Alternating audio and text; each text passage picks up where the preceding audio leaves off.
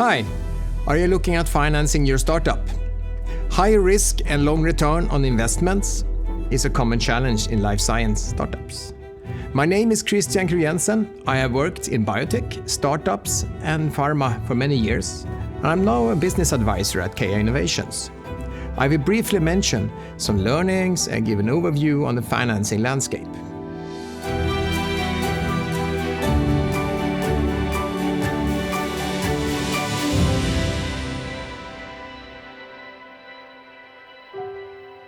Hi, today I will talk about financing your startup. When and what and how to raise money. Financing your life science startup. This is the draft outline. I will go through the basics of risk and value. I will talk a little bit about different investors, tips and tricks, and the process as well as standing out from the crowd and the importance of that. Okay, you have a great idea. And you think you will like to spin out the company. So where do you get the money? There's so many different opportunities. Where do you find the money? To the left, there's all kinds of different namings that I will go through later on. And to the right, there is players that you can get support from. It's like universities, downtown organizations, digital and virtual communities, but you can also choose to do it yourself. Early project startup valuation. Of course, you think your project is great and it's worth a lot. Generally, invested work time, a research grant does not count. If you take a look on the left graph, you see risk. It's really high in the early phases of your project, decreasing over time as you take away the risk. The yellow line is the value increase in your company, and there will be weak spots, value of death at certain times in your project. And the timeline depends on what type of project. This is depicted on a pharma project. It could be much shorter, of course. Valuations normally is based on earlier commercial investments in the project or evaluations. Things as the market, opportunity, team, competition, uniqueness, and protection, like IP or other types of documents protecting your ID. And development status, is it really early or it's slightly less early? What kind of technology is it? Is it a pharma project or an e-health project? Generally, you take a look on the remaining risks in the project before you actually hit the market. What about financing my impact project? An impact project can also be called a social innovation. It's a little bit different than the classical assets to the left here. Classical assets goes through the path of soft money and then dilutive investments on commercial terms. The impact projects has another financing route. Typically public initiatives, donations, impact fund, crowdfunding. There's all kinds of discussions ongoing on new business model, joint ventures with producers. There is patient organizations and health development organizations that you could contact as well. And then is the classical revenue-based growth, self-financing of your startup. You go lean, bootstrapping, it's normally called, grow by your own revenues. Typical business within life science of doing this could be low-tech products, service provider companies, health services, and many e-health solutions. It's not the typical route for a pharma project, and basically due to the costs. The pros, no dilution, the founders will stay in full control, but you will have a slower growth, normally. How do you get started? To start with, it takes time, lots of time to raise money. Be ready for that. Start every round of finance before you actually need the money. You will have a better evaluation. You will be less pressed on your value and the terms. But strategy, spend time on preparation and you will find the right investor quickly. Select a group or prioritize relevant investors to approach. And with that I mean with regards to size, phase, interest area. The team. Same vision and mission as you have, and the team here is both the investment team and your own internal team. And you should also align on the end game and time frame for return on investment. And with end game means, are you going to sell the company early, or are you going to build a new AstraZeneca? And time frame for return on investments is of course important to your investors. Learn the investment vocabulary. This is a good start here now. Go to pitch events and learn from the other companies, startup companies. How do they present? Do they succeed or not succeed with their pitches? As an owner, an entrepreneur, you must also accept to give up some ownership to get the big investments. Strategy of bootstrapping. Go lean and mean in the early phase.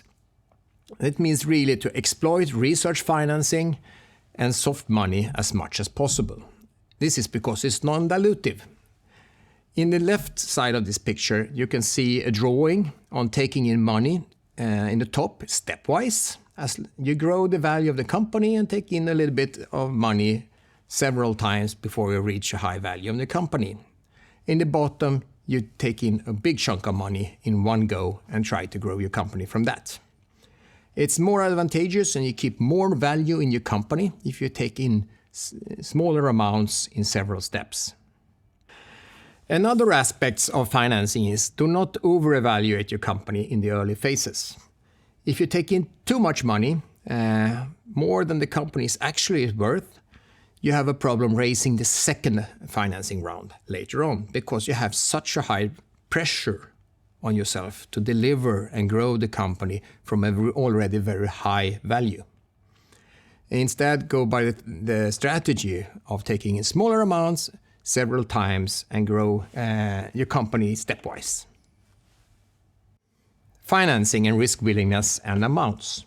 In this graph, I try to depict the risk willingness and amounts that different investors go in with in your startup.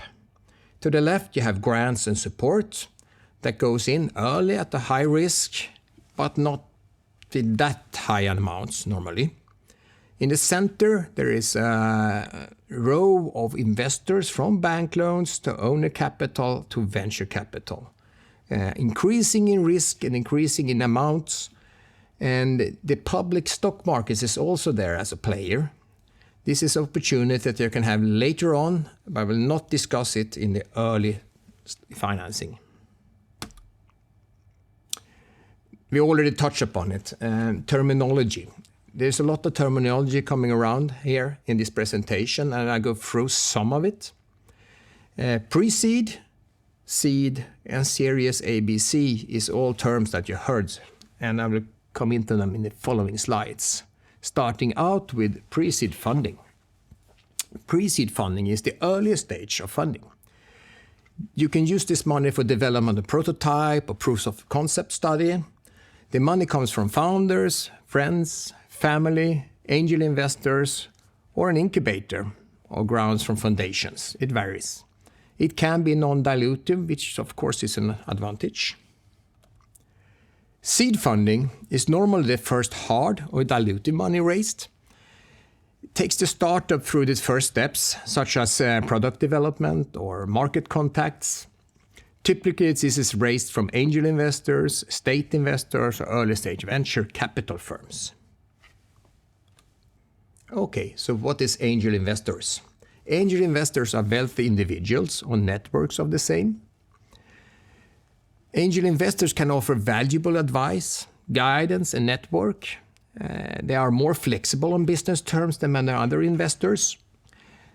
The negative part is, of course, that it's dilutive in most cases. It's important to align on expectations and personality, so you get the right investor with the right expectation for just you and your company. Examples could be public networks as Stof, Keiretsu Forum, Pomona Partners, Colibri Ventures, which is a combination of VC and angel group. And there is a terminology called series funding. A, B, C, D, and could go on.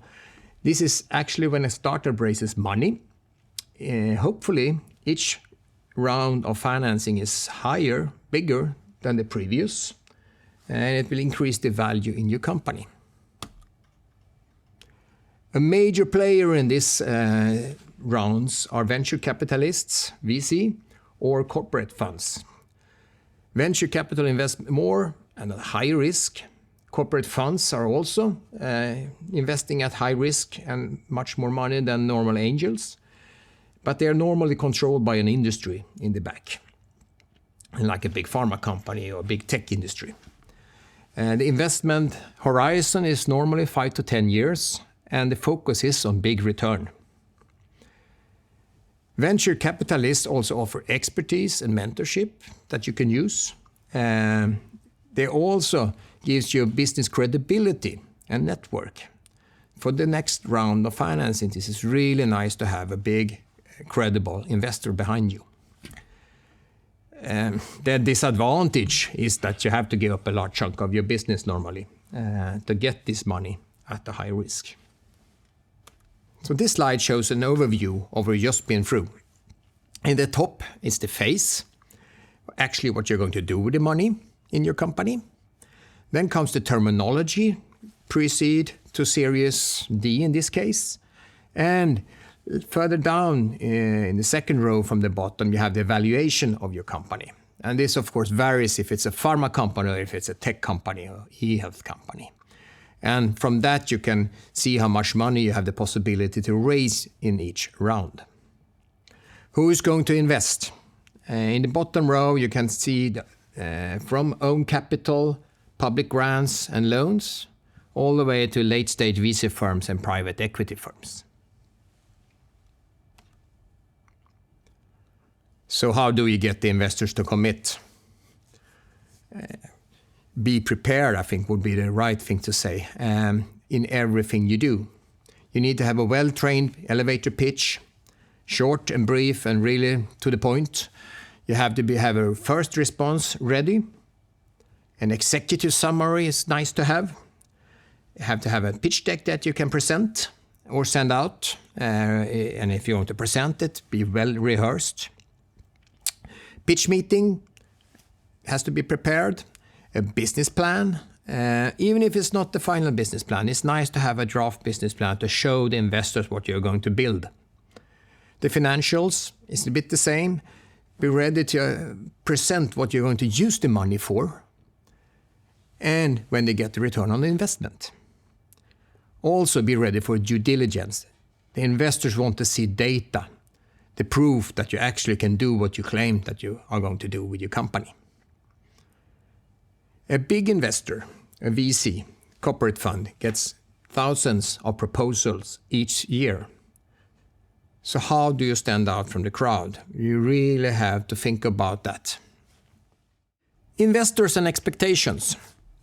Investor alignment. Find the right investors is something that I mention again. The development stage of a company and the field where they want to invest is where you want to be. You need to find out what the investors want from you. When is the return on investment and break-even expected is something that they absolutely want to know. There is something called poison pills. You hear it now and then. It's a terminology that indicates you made bad deals, licensings, loans, or ownership structures that you have a hard time to get out of. You don't want to carry this on to the next investor. And they usually don't like that very much. Also remember, there are no perfect projects. All projects have some problems. And you need to understand the risks in your project or a startup company. Admit also what you don't know and how you will solve this. This gives credibility to your investors. Internal and external processes. There is a lot of different processes that you've been through when you get an investment. It's taken a lot of time. And when you have signed the deal, there is things you also need to do. It's not ready by this. You need to be willing to work closely and report to your investors. You need to use your investors for network and competences to move your company as fast forward as you can. And you need actually to start work on the next round of financing as soon as you already got financed. Think about keeping the investors happy. Then they might want to invest again. Thank you for listening. Hope this presentation inspired you. Please contact us for more information. Thank you for listening.